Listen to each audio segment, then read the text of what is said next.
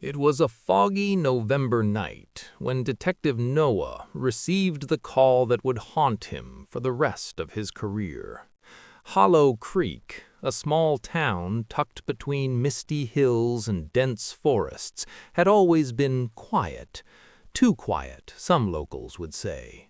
But tonight, the silence was broken by the frantic voice of the mayor's assistant reporting that a young woman named Emma had vanished without a trace from her home.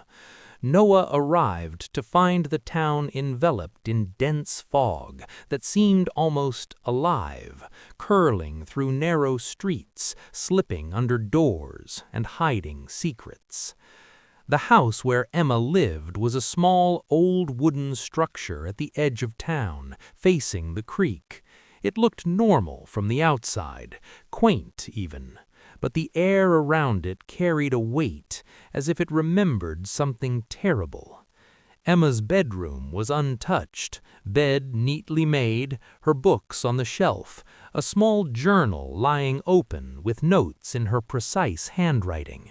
Nothing seemed out of place, except for the faint smell of wet earth and something metallic that lingered in the corners, imperceptible but nagging.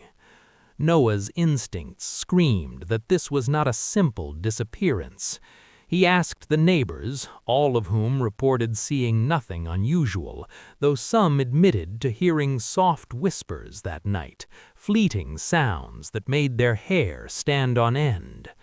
The local police were baffled. No footprints, no signs of struggle, no forced entry. It was as if Emma had been erased from existence. Noah returned to the scene at midnight, flashlight in hand, the fog pressing against him like a living thing.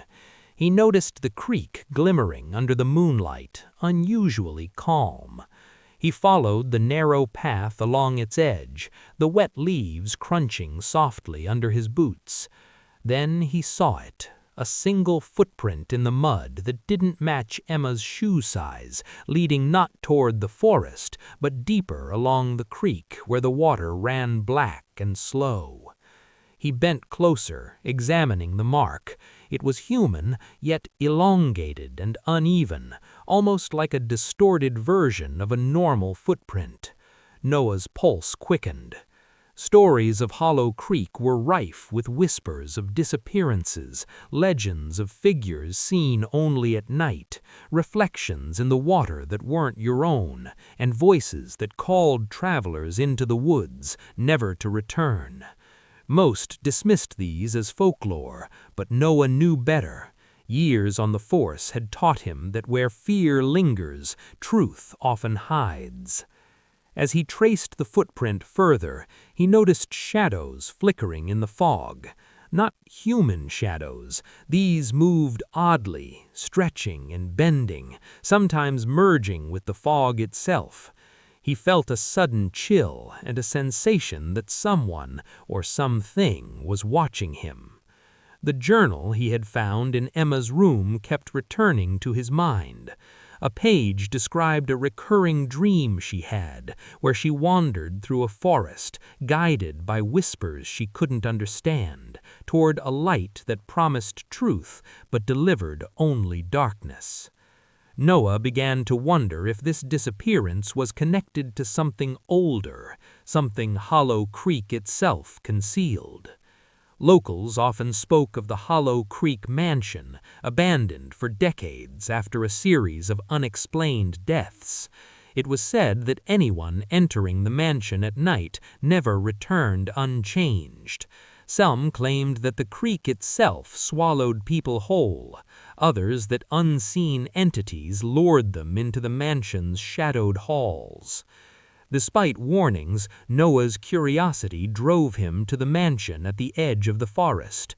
Its gates were rusted, hinges creaking under a wind that didn't exist. Windows were boarded, but some slats had shifted, revealing darkness within. The air was damp, heavy with decay, and a low hum resonated from inside, like a pulse, slow and deliberate. He stepped through the gate. Every instinct screamed to leave, but he couldn't. Emma was in there. Something compelled him forward. Inside, the mansion was a maze of narrow hallways, peeling wallpaper, and long abandoned furniture draped in white sheets. The hum grew louder as he moved, and faint whispers brushed against his ears, almost forming words, almost calling his name. The temperature dropped sharply, and his breath formed clouds in the air. Then he saw them, footprints in the dust. Human, yes, but elongated like the one by the creek, leading upstairs to a landing shrouded in darkness. He climbed the stairs slowly, every step echoing. At the top, he found a long hallway lined with portraits. The faces seemed distorted, their eyes following him. One portrait, larger than the rest, depicted a woman with familiar features, dark hair, sharp eyes, the face of Emma. But her smile was wrong, unnatural, stretched as if mocking reality. The whispers grew louder, incoherent but urgent, compelling him forward. At the end of the hallway was a door slightly ajar. Light flickered inside, though no electricity could be present. Noah pushed it open and stepped into a room with walls lined in mirrors. Each mirror reflected him, but subtly wrong.